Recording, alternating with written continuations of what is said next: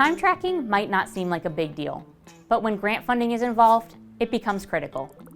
Many funders, especially federal and state agencies, expect clear, detailed records showing exactly how much time your team spends on grant-related work.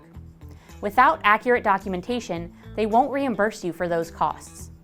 For example, when a grant pays for part of an employee's salary, you can't just ballpark how much of their time went to that grant. You need clear, documented proof of the time spent on grant-funded activities. This is accomplished with timesheets or activity logs that detail the work being done and the time it takes to do it. Without this proof, you're putting that funding at risk. Let's say your development manager is budgeted to spend 40% of their time on a grant-funded program. If you don't have documentation showing you've met this requirement, you may not be able to claim the full salary reimbursement.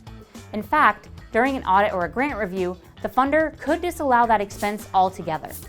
So even though the work was done, you could be leaving thousands of dollars on the table just because the documentation isn't there.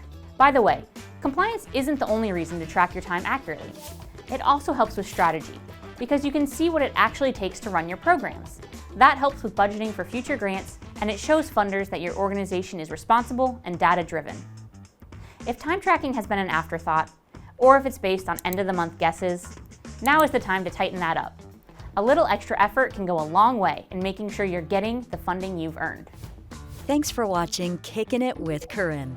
To learn more about our nonprofit accounting and business consulting services and watch new episodes when they're released, visit jmco.com/KWC.